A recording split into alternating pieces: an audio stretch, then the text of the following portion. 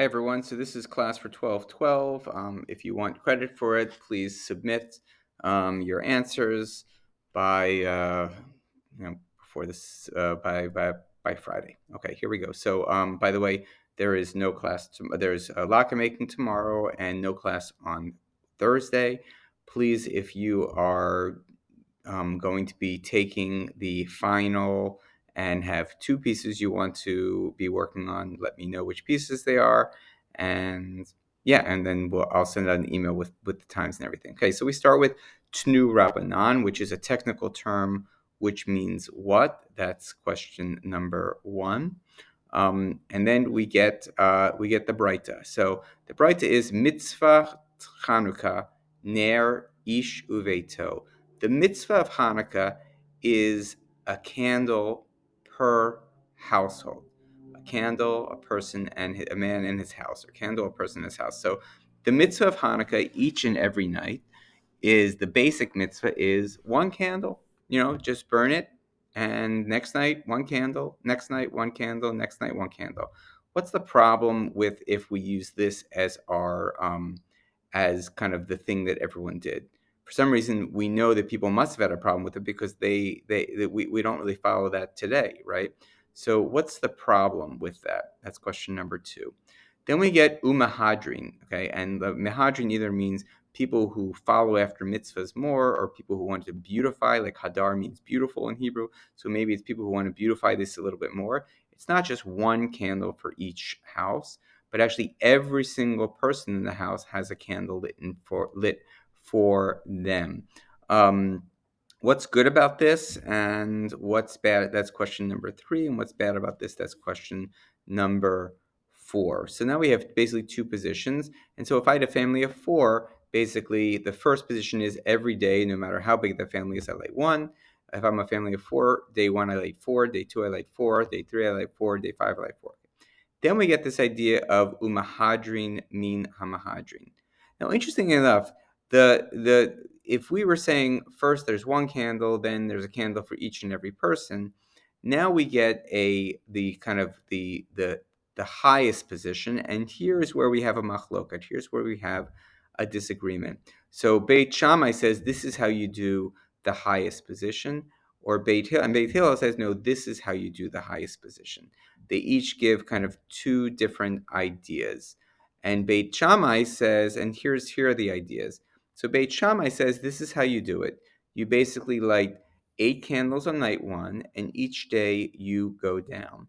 Beit Hillel says no, actually you light one candle on day one, and each day you go up. So they're basically completely opposite. By the way, is there any day of the week if there any, according to their system, is there any one day where they both are actually the same?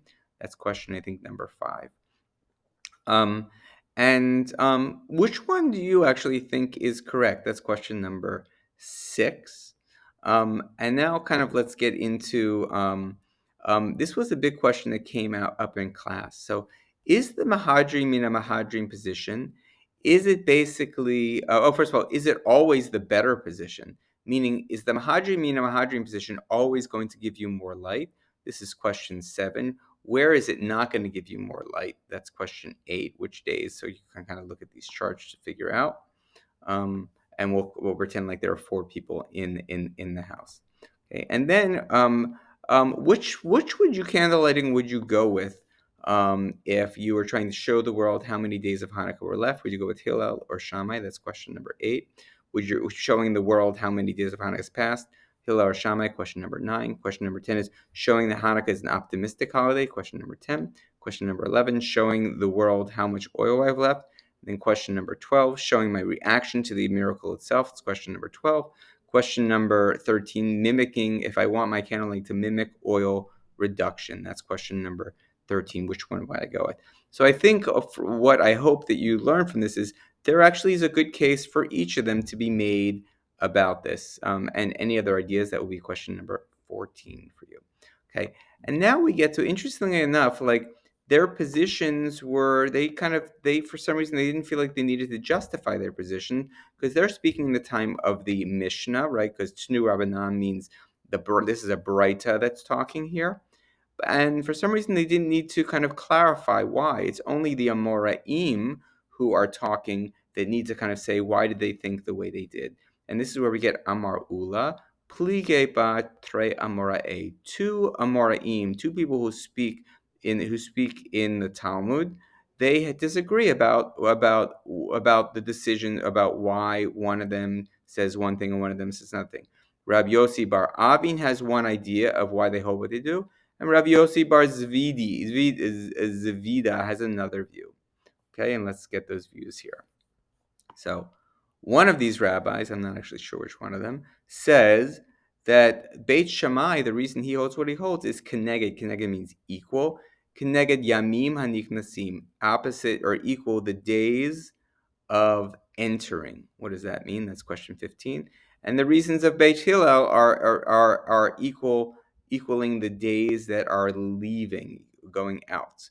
So the days that are going in versus the days going out. 16 is what is Hillel trying to say here? Okay, and now we have the second idea. So that's an explanation of why Hillel says this, why Shammai says this. Now our second idea.